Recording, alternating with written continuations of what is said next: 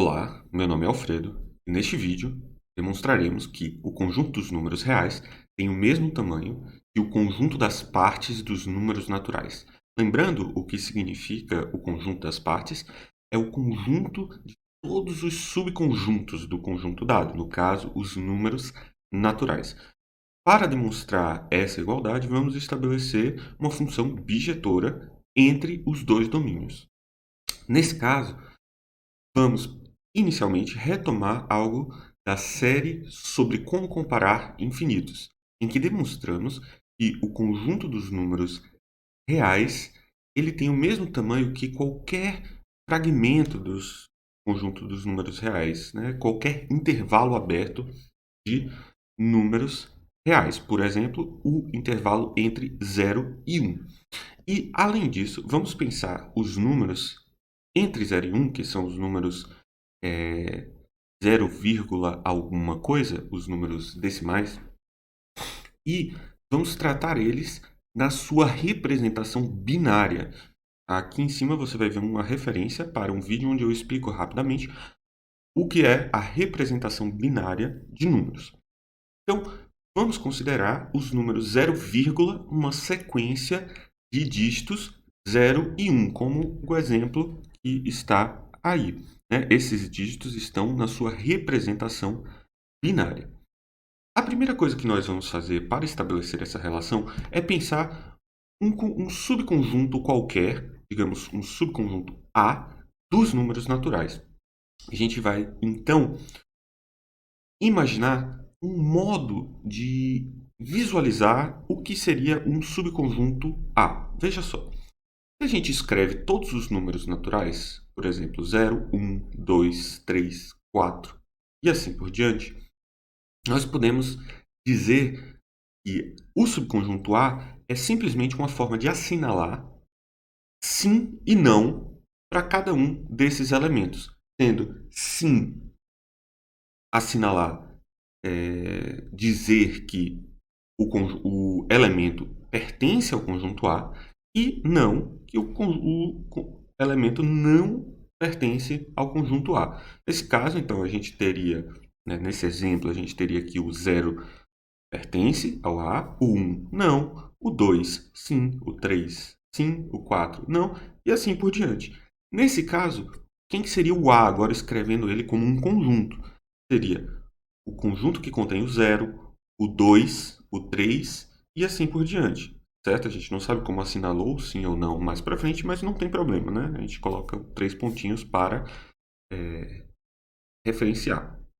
Agora, vamos, a partir dessa ideia, estabelecer a bijeção entre os dois domínios, ou seja, entre o conjunto das partes dos números naturais e os números reais. Então, dado um elemento A do conjunto das partes dos números naturais, a gente vai dizer que o A é um subconjunto dos números naturais e imagine o exemplo do subconjunto e captura todos os números pares, ou seja, 0, 2, 4, 6, 8 e assim por diante. Esse vai ser o conjunto dos números pares e é um subconjunto dos números naturais. Quem que vai ser a função que nós vamos montar? A gente vai então associar ao A o número em binários 0,101010 e assim por diante. Vamos observar então que nesse caso a gente tem as posições dos números naturais, né, depois da vírgula. A gente vai ter, da mesma forma como fizemos no exemplo anterior, a gente vai ter o 0, 1, 2, 3, 4, 5 e assim por diante. E ao invés de assinalar sim e não, para dizer se o elemento pertence ou não ao subconjunto, nós vamos dizer que assinalamos o número 1 ou 0. 1 se ele pertence, 0 se ele não pertence. Ou seja, a gente usou o subconjunto A para gerar uma sequência de dígitos 0 e 1, e essa sequência de dígitos representa um número real em binário, certo? 0, uma sequência de dígitos. Agora vamos fazer o contrário, né? A gente quer provar que ela é bijetora, então a gente precisa fazer também o contrário. Imagine uma sequência de zeros e uns, um número real em binário entre 0 e 1.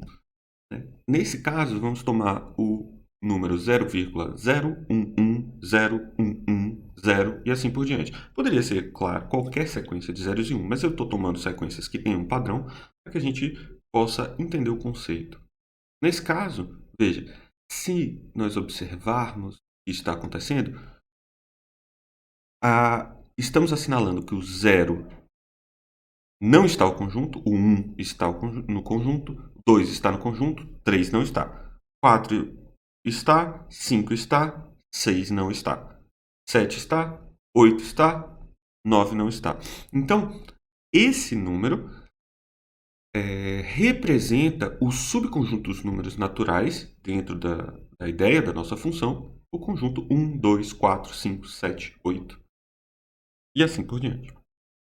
Então, a função aplicada a A vai nos dar exatamente o número que nós queremos. Né? Vai nos dar na posição 0, 1, 2, 3, 4 e assim por diante. A gente vai assinalar 0, 1, 1, 0, 1, 1, 0, 1, 1. Certo? Então, agora vamos... Para quem já entendeu, tudo bem.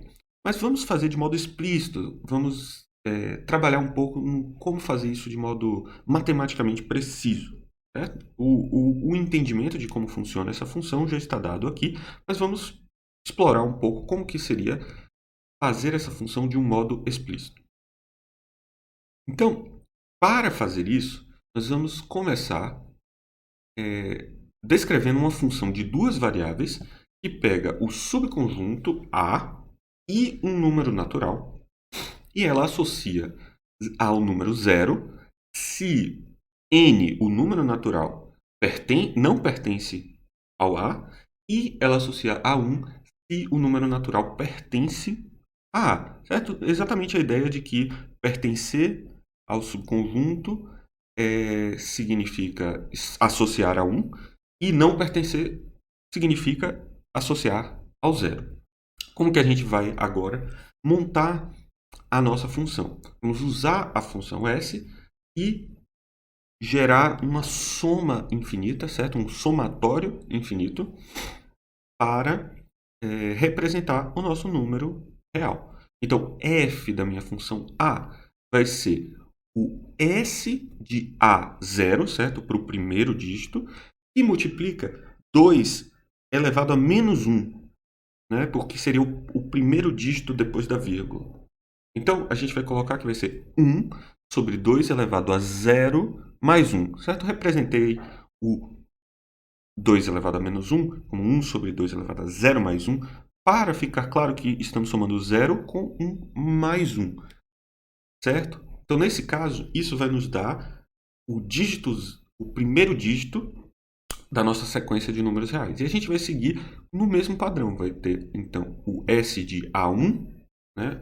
Agora a gente quer saber se o 1 pertence ou não ao subconjunto. Se ele pertence, vai ser 1. Se ele não pertence, vai ser 0. E isso representa o segundo dígito. Então, a gente vai multiplicar por 1 sobre 2 elevado a 1 mais 1, certo? O próximo dígito depois da vírgula em representação binária, lembra?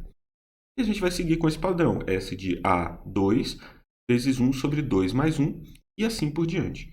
Escrevendo isso de modo mais formal, a gente vai ter então o somatório, que vai de 0 a infinito, de 2 vezes 2 elevado a menos n mais 1, e multiplica S de AN.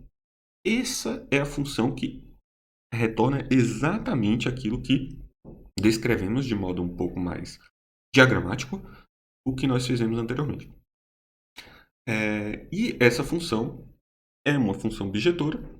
A gente pode ver no método como montamos essa função, certo? Provar que ela é uma função bijetora usando agora a definição mais formal seria um pouco mais trabalhoso, mas a gente já verificou que o procedimento ele é geral. Todo número, todo subconjunto vai dar um único um único número real ao aplicar f, e toda a sequência de dígitos, ou seja, um número real, vai também ser representado por um subconjunto. Certo? Então é isso. Muito obrigado e até o próximo vídeo.